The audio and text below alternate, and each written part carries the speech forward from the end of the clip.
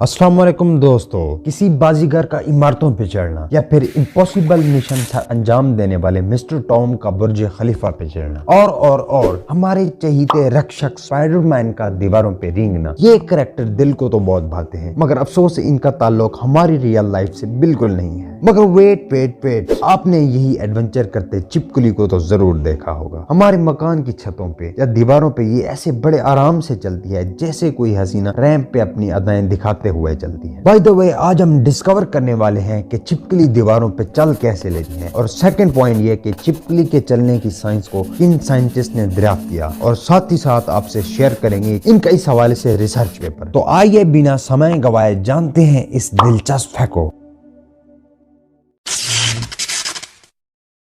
अगर इंसानी पाँव से कंपेयर करें तो आपको चिपकली के पाँव में कुछ लाइनिंग्स नजर आएंगी। ये लाइनिंग्स छोटे छोटे बारीक रेशों या फिर बारीक बालों पर मुश्तमिल होती है। उनके इस एक बाल को सेटा कहते हैं, जबकि ज्यादा बालों को सेटे कहते हैं। उन सेटे को अगर इलेक्ट्रॉन माइक्रोस्कोप से देखा जाए तो उनके एंड पर मजीद छोटे छोटे बारीक रेशे या फिर बारीक बाल होते हैं। सेटा के एंड पर मौजूद एक बाल को स्पैचुला कहते हैं, जबकि ज्यादा बालों को स्पैचुले कहते हैं। इन स्पैचुला का डायमीटर तकरीबन 200 नैनोमीटर के आसपास होता है। चिपकली जब दीवार पे चलती है तो दीवार के एटम्स और इन नैनो हेयर्स के एटम एक दूसरे के करीब आते हैं। इस दौरान दीवार के एटम्स में मौजूद इलेक्ट्रॉन्स और चिपकली के उन बारीक बालों के एटम्स में मौजूद इलेक्ट्रॉन्स एक दूसरे को रिपेल करते हैं, जिसकी वजह से दीवार और इन बालों के एटम्स अब न्यूट्रल नहीं रहते। इससे एटम्स में मौजूद चार्जेस ने खुद को रीडिस्ट्रीब्यूट कर लिया है, यानी उन्होंने अपनी तरतीब बदल दी है, जिसकी वजह से दीवार और स्पैचुले के एटम्स का एक सिरा मामूली सा पॉजिटिव जबकि दूसरा सिरा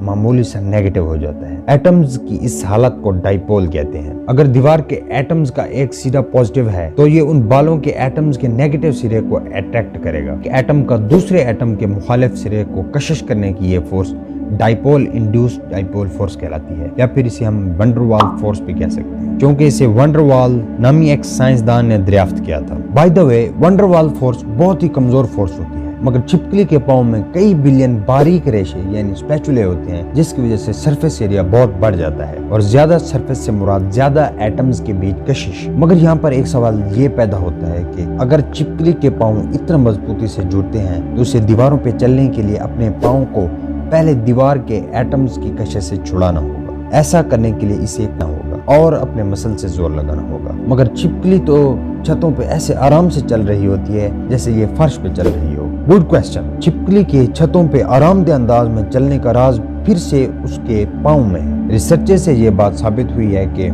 ये नैनो हेयर्स एंगल सेंसिटिव होती हैं। मतलब ये कि पूरा पाँव उठाने की बजाय चिपकली इन नैनो हेयर्स का कुछ हिस्सा 30 डिग्री पर उठाती है तो उसका पाँव बाआसानी से सरफेस से अलग हो जाते हैं। जिस तरह हम अपने हाथ पाँव को कंट्रोल कर सकते हैं, इस तरह वो भी अपने पाँव में मौजूद इन नैनो हेयर्स को कंट्रोल कर सकती है। वंडरवाल फोर्स का कमजोर होना और इन नैनो हेयर्स का एंगल सेंसिटिव होना, इन दोनों फैक्टर्स की वजह से चिपकली हर तरह की सरफेस पर बाआसानी चल सकती है। वंडरवाल फोर्स के कमजोर होने की वजह से सरफेस एरिया बढ़ाकर चिपकली अपनी ग्रिप मजबूत कर लेती है, लेकिन पाँव को इस सरफेस से डी अटैच करने के लिए ये थोड़ा सा एंगल चेंज करती है, और इसके थोड़ा सा एंगल चेंज करने से ये कमजोर फोर्स अमल करना छोड़ देती है। अपने पाँव को सरफेस से डी अटैच करने के लिए चिपकली को सिर्फ 15 मिली सेकेंड लगते हैं। चिपकली के चलने के पीछे की साइंस को दरियाफ्त करने वाले साइंसदानों का नाम है जी केलर आटम और NEMPT।